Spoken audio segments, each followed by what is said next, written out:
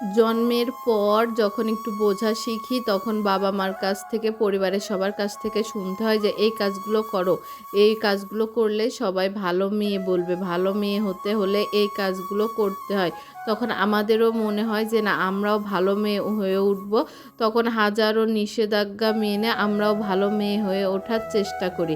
তারপরে যখন বড় হই, বিয়ে দেয়, তখন শুরু হয় ভালো বৌমা বা ভালো বউ হয়ে ওঠার পালা।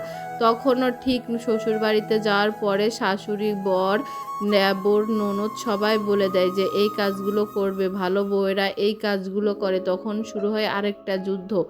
ভালো বউ হয়ে ওঠা, স্বামীর যত্ন করা, ভালো বৌমা হয়ে শ্বশুর, শাশুড়ি, দেবর, ননদ সবার যত্ন করা। আর তারপর বাচ্চা পেটে আসা থেকে শুরু হয় ভালো মা হয়ে ওঠার গল্প বা যুদ্ধ, জীবন যুদ্ধ, সবথেকে বড় যুদ্ধ। নিজেদের কাছেও মনে হয় যে নিজের সন্তানকে যদি মানুষের মতো মানুষ করতে না পারি তাহলে এই জীবনে সব কিছুই হয়তো বা বৃথা যাবে। আর এর ভেতরে আমরা যদি একটু এদিক ওদিক কিছু করে ফেলি তাহলে তো কথা শোনার শেষ থাকবে না। আমরা খারাপ মেয়ে, আমরা ভালো না মেয়ে হিসেবে বা মা হিসেবে ভালো হতে পারিনি, আমাদের কাছে সন্তান বা মানুষ করা সম্ভব না, আরও কত কথা। আমাদের মেয়েদের জীবনটাই হয়তো বা অন্যের কথাই চলে, অন্যের কথা শুনতে শুনতেই চলে যায়। অন্যের কাছে ভালো হওয়ার জন্য আমাদের জীবনে সব কিছু করতে হয়। আমাদের নিজেদের জীবন বলতে সুখ শান্তি ভালো থাকা বলতে হয়তো বা কিছু নেই। তো যাই হোক, আমার কথাগুলো যদি আপনাদের ভালো লাগে তা ভিডিওতে একটা লাইক, কমেন্ট আর একটা শেয়ার করে দেবেন প্লিজ।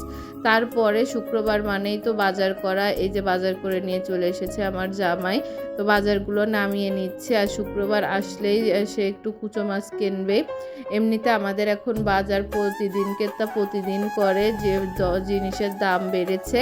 একসাথে মাসের বাজার বা সাপ্তাহিক বাজার করা সম্ভব হয় না, দিনেরটা দিনে করে। তারপরেও শুক্রবার আসলে তো একটু বাজারে যাবে ছোট মাছ বা কোনো কিছু কিনে আনার জন্য। বিশেষ করে ছোট মাছ আর শাক, যেহেতু আমি একা কুটতে পারি না ছোট মাছটা, বা অনেক কষ্ট হয়ে যায় শাক আর ছোট মাছ কুটতে, তো এই দুইটা জিনিস দামে আমার শুক্রবারে আনার চেষ্টা করে, যাতে সে বাসায় থাকলে কুটে আমাকে সাহায্য করতে পারে। আর এই যে আমি পুঁই শাকটা রান্না করে নিচ্ছি, এর ভিতরে কিন্তু অনেক কাজ করেছি ঘরের। যেহেতু আমাদের খাটটা একটু ঘুরিয়ে নিয়েছিলাম, তো খাট বা জিনিসপত্র ঘোরালে কত ময়লা হয় তা তো বুঝতেই পারছেন। সকল ময়লা পরিষ্কার করে ঘর ঝাড় দিয়ে ঘর মুছে ছেলেকে গোসল করিয়ে চলে এসেছি। তার জন্য আর রান্নাগুলোর ভিডিও করতে পারিনি। আর এখন সবাই মিলে খাওয়া দাওয়া করে নেব। শুক্রবারটা আসলে আমাদের সবার কাছে স্পেশাল। বাড়ির সবাই বসে একসাথে খাবার খেলে গল্প করলে আসলে সেই দিনটাই স্পেশাল হয়ে যায়। পরিবার বলতে একটা আলাদা মায়া কাজ করে। তো আমার ভিডিওটা যদি ভালো লাগে প্লিজ একটা লাইক, কমেন্ট আর শেয়ার করে দেবেন। সবাই ভালো থাকবেন, সুস্থ থাকবেন।